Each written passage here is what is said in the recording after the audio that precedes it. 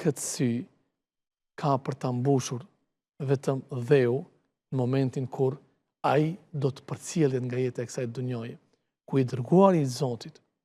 Këtë hadith shpesh herë ne e dëgjojmë në rastet të vdekjeve. Por lut Zotin e madh që të jemi nga njerëzit të cilët kur dëgjojmë fjalët e Zotit nga Kurani dhe hadithet e të dërguarit të Zotit, këto të lënë shenja në jetën tonë dhe të punojmë dhe të praktikojmë të gjitha këto. Thotë i dërguari i Zotit, njeriu për në varë e përcjellin 3 gjëra. E përcjell pasuria, e përcjell familja dhe e përcjellin veprat dhe punët e tij. Pasuria që e ka tubuar në këtë dunjë nuk do të qëndrojmë atë.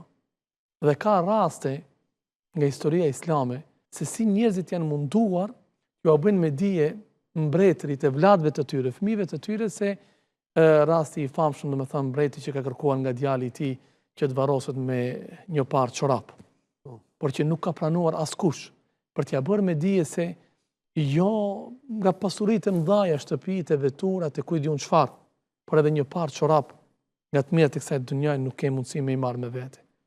Familja kthehen dhe vazhdojnë jetën e tyre, sikur njerëzit ta kuptonin se sa shpejt do të harrohen pas vdekjes së tyre nga të afërmit dhe shokët e tyre. Se si njerëzit pas vdekjes së tyre do harxojnë pasurinë e tij dhe jo aty ku ai do të jetë i kënaqur, por në vende ku ndoshta ai dhe kurse ka menduar derisa ka qenë duke punuar, duke tubuar pasurinë. Ndryshe do të ishte gjendja e tij. Kush do të ngelet me të? Me të do të ngelet vetëm vepra dhe puna e mirë. E vepra dhe puna e mirë do të ngelet me njerëzit të cilët në dunja nuk kanë qenë vetëm robë dunjas, por kanë qenë robë të ahiretit. E insistimin dunja, dashuria pas kësaj dunjaje,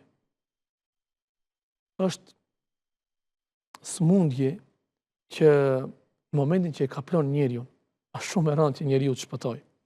Sepse dunjaja, vëlla, njeriu e dehen. Dhe dehja që i vjen njeriu si rezultati i dashurisë pas dunjas, është edhe më e rëndë se sa dehja nga alkoholi ose gjëra të tjera. Prandaj Isa a.s. transmetohet të ketë thënë se dashuria pas dunjas e ngjan një njeriu i cili pin alkohol, dhe sa më shumë që të pin ai, sa më shumë që dehet ai, aq edhe më shumë i shtohet dashuria për të pirë, ose aq edhe më shumë i shtohet etja. Dhe po që se i shohim njerëzit të cilët kanë haruar Zotin, kanë haruar vdekjen, kanë haruar llogarin para Allahu xhalla xhelalu dhe këtë fokusin e kanë këtë dunjë. Se si veprojnë, si punojnë, si angazhohen, ngelim pa asnjë koment. Thjesht vetëm duke thënë, po nuk mendon me filani se ka me vdek.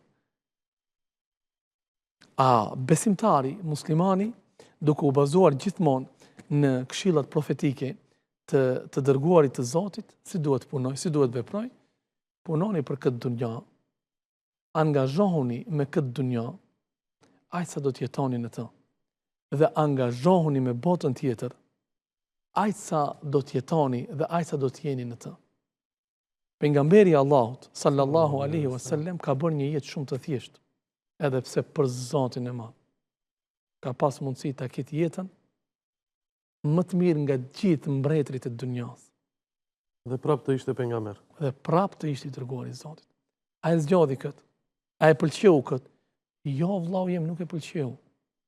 Po ne që themi se jemi në rrugën e tij, ne që themi se ndjekim shembullin e tij, ç'ne ne gjithë këtë dashuri me këtë dunjë?